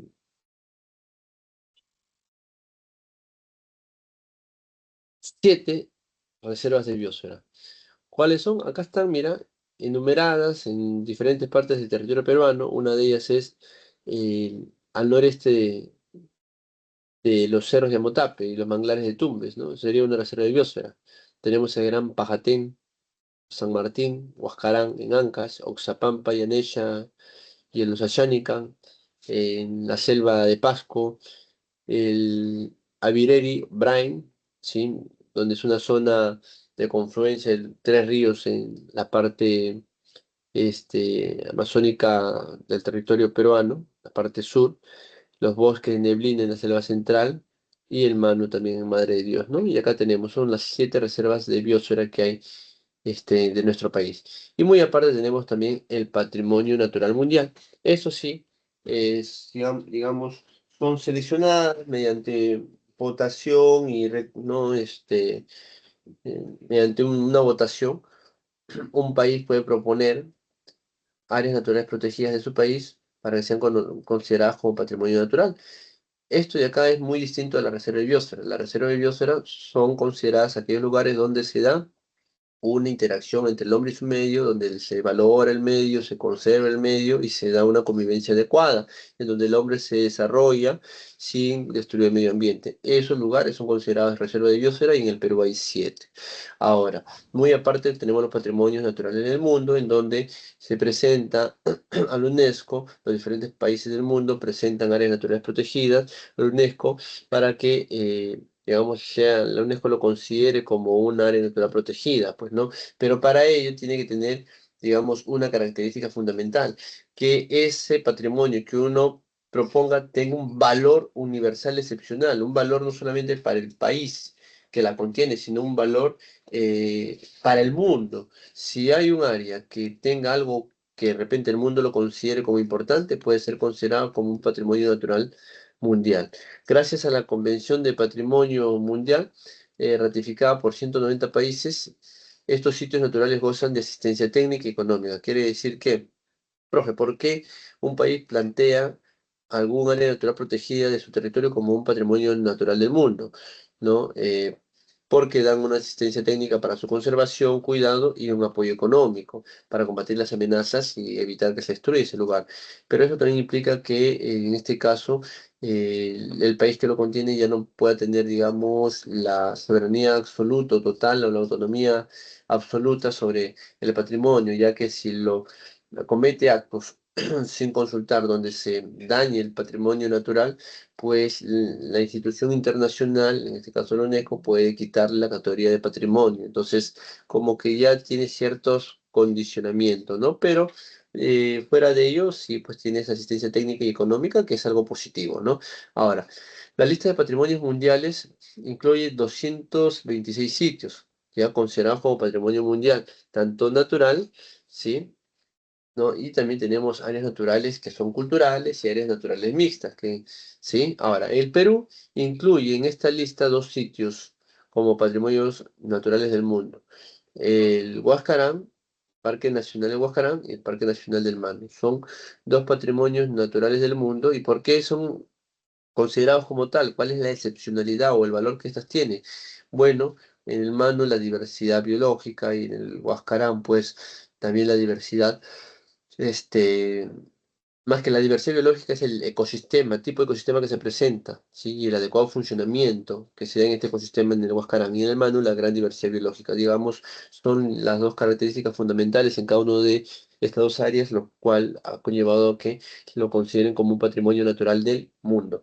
Tenemos otros casos más, como en Argentina, ¿no? El Parque Nacional del Iguazú, que está entre Argentina y Brasil, o las Islas Galápagos en Ecuador. Acá está el Parque Nacional de Huascarán, acá tenemos también el Parque Nacional de Neuquén en Mercado, Bolivia, tenemos en Estados Unidos el Parque Nacional del Gran Cañón y también el Santuario de Fauna y Flora de Malpelo en Colombia, ¿no? Son algunos patrimonios naturales del mundo. Listo, jóvenes, con eso estaríamos terminando nuestro tema de geografía. Aquí les dejo las claves. Número uno, bueno. Número dos, casa. Número 3 avión. Y número 4 de dedo. Si no hay alguna inquietud por parte de ustedes, cierro este PPT y pasamos a nuestro tema de cívica. ¿Sí? Muy bien, no hay consulta, ¿cierto? Ya. Entonces, cerramos geografía y empezamos con cívica. En cívica, hoy empezaremos a hablar de el gobierno nacional. Y sabemos que dentro del gobierno nacional tenemos tres poderes del Estado. Uno de esos poderes es el poder legislativo y empezaremos a hablar de este. El poder legislativo, bueno, número uno reside en el Congreso de la República, ¿no? Ustedes saben dónde está el Congreso, ¿no? En la avenida Bancay. Te vas todo a Bancay antes de cruzar el puente del río Rímac. Ahí está el Congreso a la mano derecha, al frente de las famosas catacumbas, ¿no? Este Congreso consta de, hasta el momento, de una sola cámara de congresistas. Profesor, pero van a aprobar una ley que hay dos cámaras. Claro, pero eso es todavía a partir del siguiente gobierno. actualmente. Esto de acá es lo que vendría a ser la situación actual del Poder Legislativo. Actualmente consta de una sola Cámara de 130 congresistas, ¿sí? Y bueno, el Legislativo hemos dicho que vive o reside en el Congreso con 130 congresistas que conforman una sola Cámara. El Congreso tiene tres funciones primordiales: la legislativa, especiales y control político. La legislativa es la función que le permite a los congresistas establecer las leyes, debatir, derogar, aprobar, modificar las leyes. Acá está, comprende el debatir, la aprobación de la ley, interpretación también de la ley, modificación, la derogación, reformas de la Constitución, leyes y resoluciones legislativas. Profesor, dice también interpretar. Sí, o sea, ellos interpretan las leyes, los proyectos de ley que llegan, ellos las interpretan y pueden incluso en la asamblea del pleno hacer alguna modificación porque ellos todavía están interpretando la ley, y una vez que ya la ley la aprueba y, y digamos la promulga, dependiendo si es una ley que está en la Constitución, ¿sí? Es una modificación de la Constitución, este, y luego hay alguna controversia sobre esa ley de la Constitución, el cual el Congreso la modificó. Si hay una controversia de repente en la interpretación, ya no es el Congreso quien la va a interpretar, sino es el Tribunal Constitucional. Pero si son leyes no constitucionales, otras leyes que se van a aprobar y el Congreso la aprueba, son ellos los que, digamos, interpretan, pues porque son leyes que ellos están proponiendo para casos específicos, ¿sí? Entonces, cuando hablamos de la función legislativa, hace referencia a la acción de crear las leyes por parte del Congreso. Las especiales es cuando el Congreso elige a altas autoridades o a altos funcionarios públicos. Profesor, ¿el Congreso elige funcionarios públicos? Claro. Por ejemplo, el BCRP lo conforman 7 personas, su directorio, de las cuales 3 de esas personas son designadas por el Poder Legislativo, el Congreso. El Tribunal Constitucional, que lo conforman 7 personas, quienes son los máximos intérpretes de la Constitución. ¿Quién coloca a estos miembros del Tribunal Constitucional? El Congreso. El Defensor del Pueblo, otra autoridad que dirige otro órgano constitucional autónomo. ¿Quién lo elige? El Congreso. Si te das cuenta, nosotros dijimos la semana pasada que tenemos 3 niveles de gobierno: nacional, regional y local. Pero al costado de esos 3 niveles de gobierno tenemos los 10 órganos constitucionales autónomos. Autónomos. Quiere decir que estas instituciones van a actuar de manera independiente y libre. Y si tiene que sancionar, investigar a alguno de los 3 niveles de gobierno, sea local, regional o nacional, deberían hacerlo con la mayor libertad y autonomía. Sin embargo, desde mi punto de vista, yo les digo, ¿ustedes creen que estos órganos autónomos podrían ejercer sus funciones sobre el Congreso, sabiendo que la máxima autoridad de dicha institución ha sido colocada por estos congresistas? ¿Ustedes creen que el defensor del pueblo denunciaría a algún congresista por haber violado los derechos humanos de algún poblador, sabiendo que el defensor del pueblo ha sido colocado por este congresista? ¿Ustedes creen que el BCR, 3 miembros del BCR que han sido designados por el Poder Legislativo, podrían plantear una medida de repente contraria a lo que plantean los congresistas? ¿O de repente el Tribunal Constitucional interpretar la Constitución perjudicando a los congresistas sabiendo que ellos están en el cargo gracias a esos congresistas? ¿Ustedes creen que habría esa autonomía absoluta, esa libertad absoluta? Desde mi punto de vista no creo, porque si te están colocando en el cargo y luego tú bajo funciones de tu cargo tienes que investigar a quien te colocó en el cargo, es bien difícil, por decir imposible para muchas autoridades. Y eso se evidencia en los resultados de ciertas investigaciones. Vemos cómo varios órganos constitucionales autónomos no cumplen su función de manera adecuada, ¿sí? cuando recae sobre algún funcionario del Poder Legislativo o Judicial. No lo realizan de manera adecuada. ¿Y es por qué? Porque estos congresistas, pues, antes de colocar a la autoridad, previamente es evidente que hablan, pues, ¿no? Y que quedarán tal vez sin acuerdos, que cuando estos llegan, no los investigan.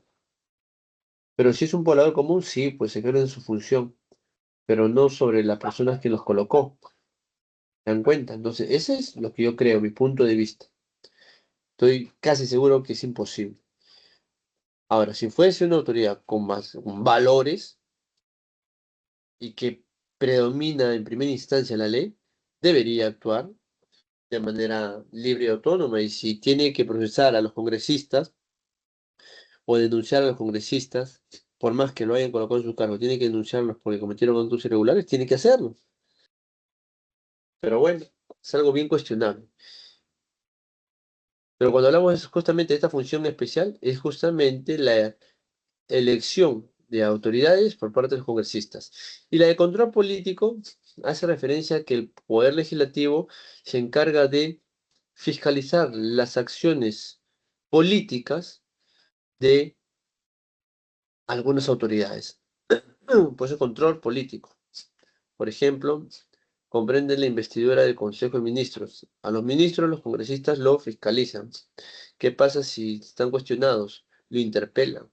O sea, lo invitan al Congreso para que le hagan una serie de preguntas sobre la problemática que se ha presentado. Y si ellos ven conveniente, lo pueden censurar y sacarlo, ¿no? Lo otro también es en el debate, ¿no? La realización de los actos de investigaciones y la aprobación de acuerdos sobre las conductas políticas del gobierno, el ejercicio de la delegación de funciones, etcétera. O sea, todas las acciones del gobierno de turno son fiscalizadas por el Congreso. Pero ojo, una cosa es que fiscalice el Congreso, que obviamente es lo adecuado, lo correcto. Otra cosa es que obstruye el Congreso la gestión del Poder Ejecutivo con el objetivo de que le den cargos a ciertos partidos. O sea, cuando un congresista busca obstruir a propósito y evitar que una autoridad de turno, en este caso un presidente, gestione con la condición de que lo deje de molestar, si es que le dan cargos o le dan de repente el control de algún ministerio, eso sí no es lo adecuado, eso es irregular. Lamentablemente, todos sabemos que los partidos políticos, una vez que llegan, piden ministerios y ellos buscan colocar a los ministros de ciertos ministerios. ¿Qué pasa si el presidente dice que no es su función, que él debe colocar a los ministros porque son cargos de confianza? Pues lo que hacen estos partidos políticos es decirle a sus congresistas que han logrado llegar al poder que le obstruyan toda su gestión, bueno, y eso es lo que se da, y eso genera una inestabilidad y un retroceso para el país. Eso muchos lo sabemos, muchos lo vemos, o muchos pensamos ello, ¿no? Sin embargo, nadie hace nada, nadie dice nada, simplemente dejamos que hagan lo que se les da la gana, y eso también es algo negativo. Entonces, control político es fiscalizar, más no es obstruir, ¿sí? Ahora, con relación a los congresistas, los requisitos son ser peruano de nacimiento, haber cumplido 25 años de edad y gozar del derecho de sufragio.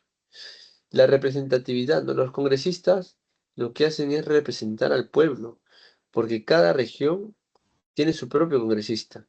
Y dependiendo de la cantidad de poblaciones, hay regiones que tienen varios congresistas y hay otras regiones que solamente eligen a uno o dos congresistas que representen a la región. Y eso es debido a la cantidad de población que hay.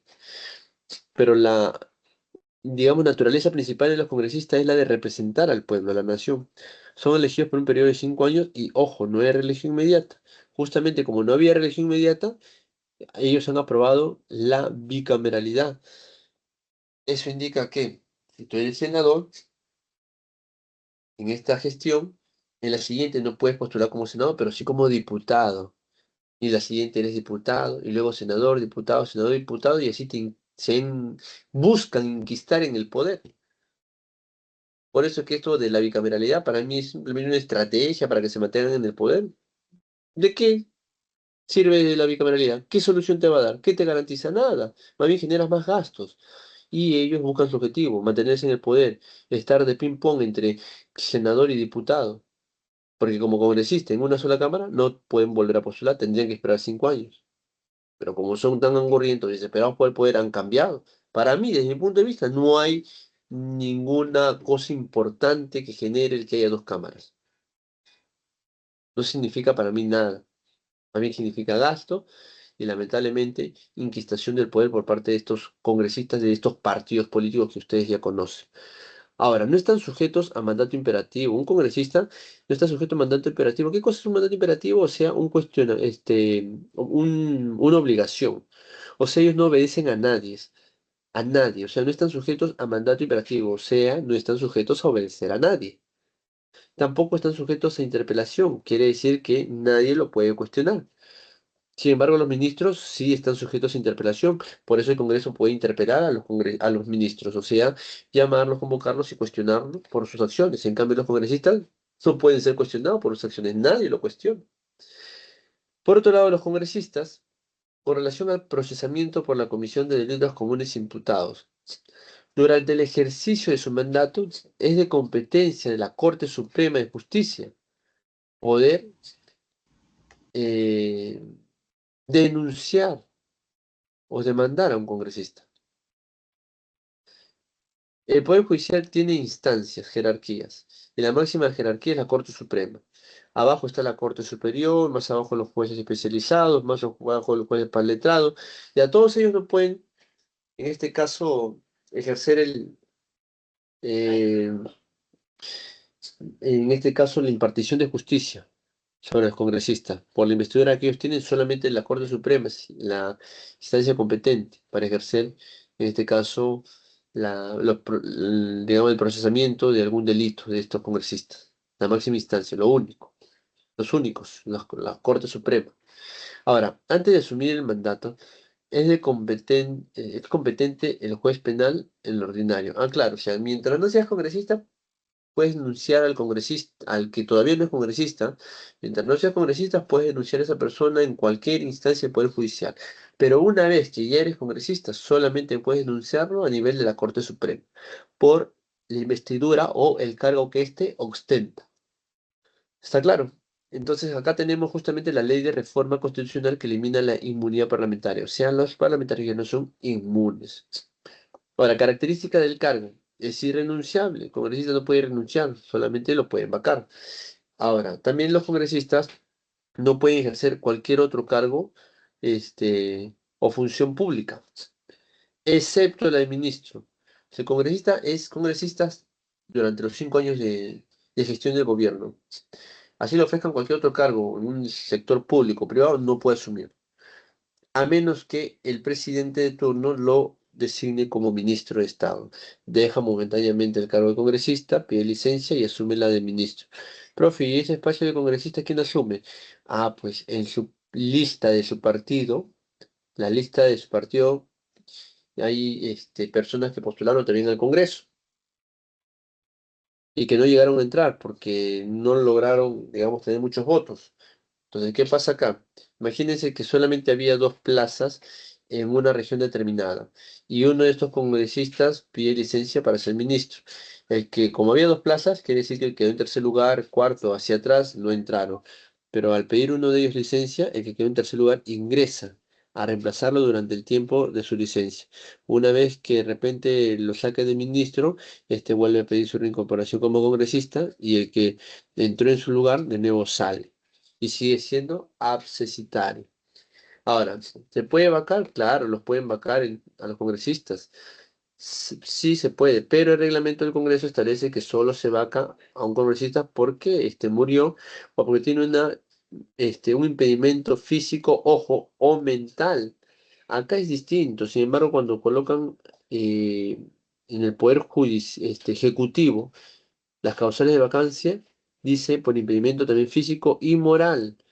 Y eso genera una gran controversia, ¿no? ¿Cuándo es moral? Lo moral para ti, para mí no lo puede ser, o viceversa. O sea, lo moral no está bien definido, pero mental sí, ¿no? O sea, un congresista se golpea la cabeza y queda con problemas mentales, obviamente se le puede vacar y eso es comprobable. Pero que al presidente, ¿no? En el poder ejecutivo, al presidente se le vaque por incapacidad física o moral, de repente para el presidente ser una acción determinada en su región donde vivía es moral, de repente para otros les parece inmoral, o viceversa. Entonces, eso es algo muy ambiguo. Eso se debe de corregir a nivel del poder judicial, ¿no? Como causales de vacancia. Pero acá está bien, ¿no? Y se puede vacar también cuando el Pleno lo inhabilita durante todo el periodo restante de su función, ¿no? Claro, como el caso de Kenji Fujimori, ¿no? Que su hermana habló con sus eh, congresistas de su partido para que lo inhabiliten a Kenji, ¿se acuerdan? Y a los famosos Avengers, eso fue hace el periodo anterior, la gestión anterior, ¿sí? Los que no saben, de repente coloquen ahí, ¿no? Inhabilitación de Kenji Fujimori y los Avengers. Eso se dio hace 4 o 5 años atrás. Ya, ¿qué más tenemos? A ver. Atribuciones del Congreso. Bueno, el Congreso, ya saben, da leyes, deroga las resoluciones legislativas, interpreta, modifica y deroga las normas existentes.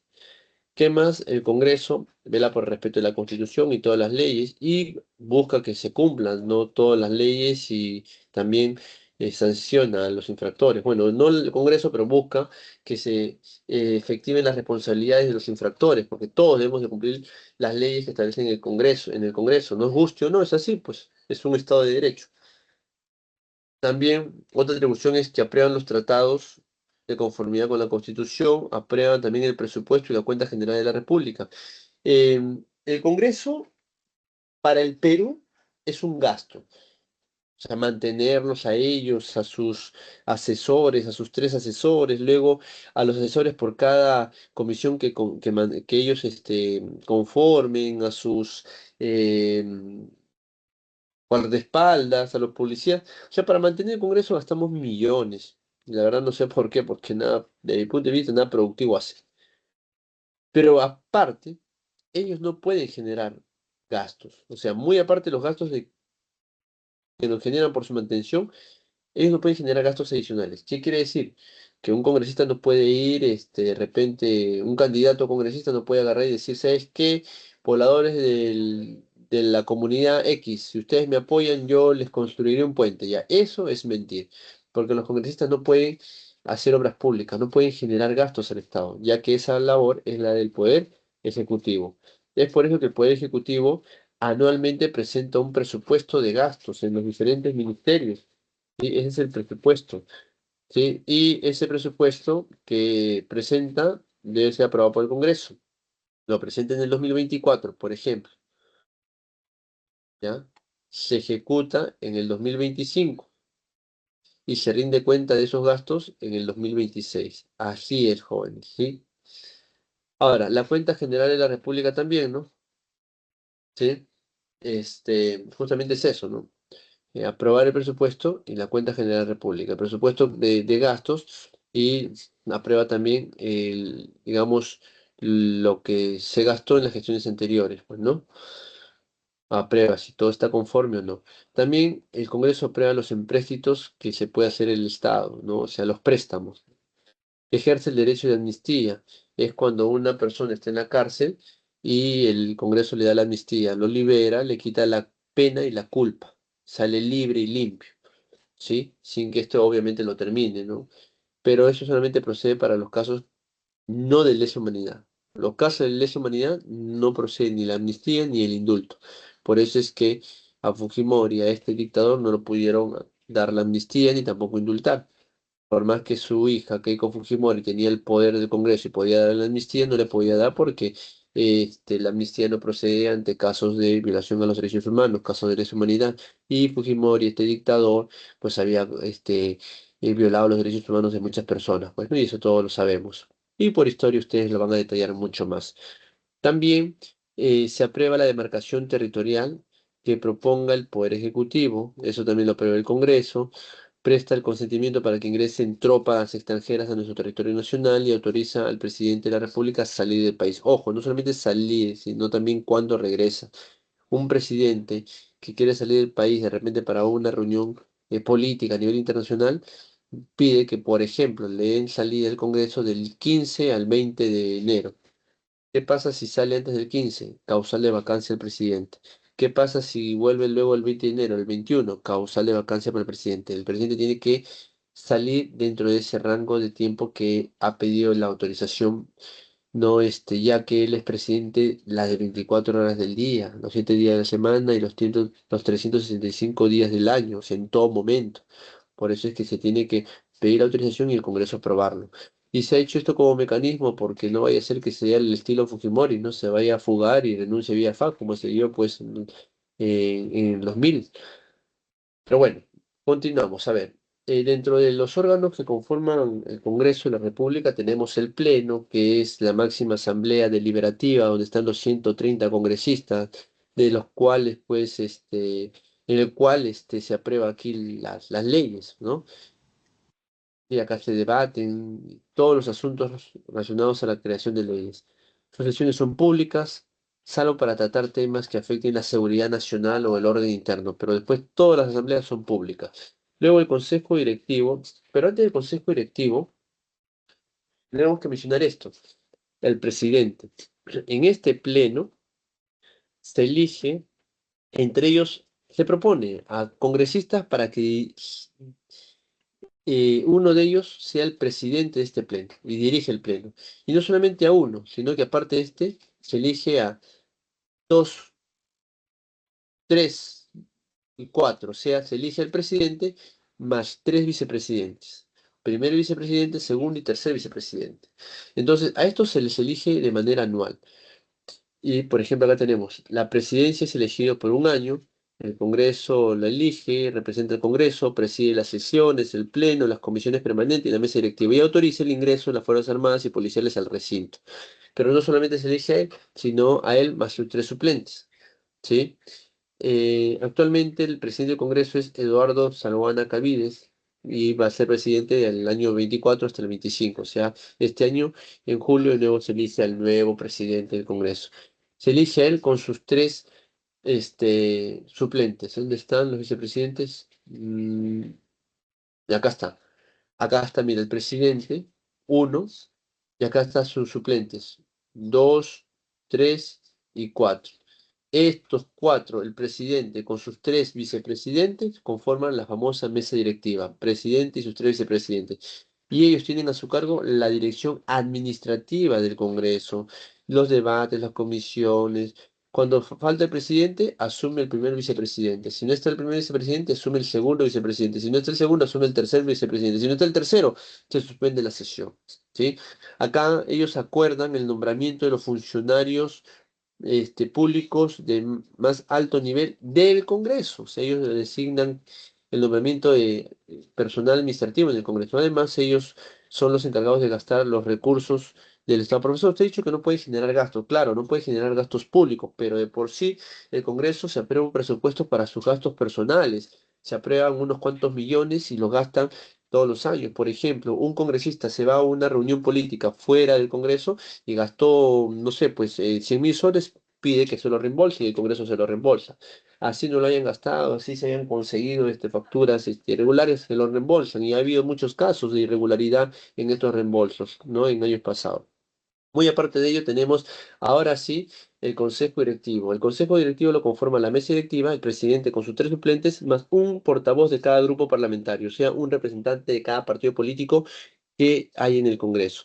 Acá se toman todos los acuerdos y las coordinaciones previos al pleno del Congreso, se establece la agenda, ¿sí? Y el orden que se va a llevar pues el debate. La Junta de Portavoces es la reunión también de la mesa directiva y un de representante de cada grupo político. Y acá se elabora el cuadro de comisiones. Son como 18 comisiones y cada comisión lo conforman un promedio de 18 a 20 congresistas. Y cada congresista, por cada comisión que asuma, le corresponde un asesor, no por dicha comisión, muy aparte de los tres que ya tenía por ser congresista. ¿Sí? Acá también se exoneran los trámites enviados a las comisiones y prepublicaciones. La ampliación de la agenda de la sesión también se determina acá en la Junta de Portavoces. Luego tenemos acá las comisiones parlamentarias, como les decía, hay varias comisiones, ¿no? Las ordinarias son las que se establecen en la Junta de Portavoces. Las investigaciones y las especiales se establecen en el Congreso dependiendo del caso, del caso que se puedan presentar. Pero hay una comisión que es la permanente. Esta comisión permanente se forma con un grupo reducido de congresistas y entran ellos a sesionar cuando el Pleno entre en vacaciones, como ahora, en enero, febrero, que están en vacaciones, que el Congreso no puede quedarse cerrado, sino que entren a trabajar en la comisión permanente, ¿sí? Y bueno, lo conforman, como puede decir, un grupo reducido de congresistas que no puede exceder al 25% del número total de congresistas.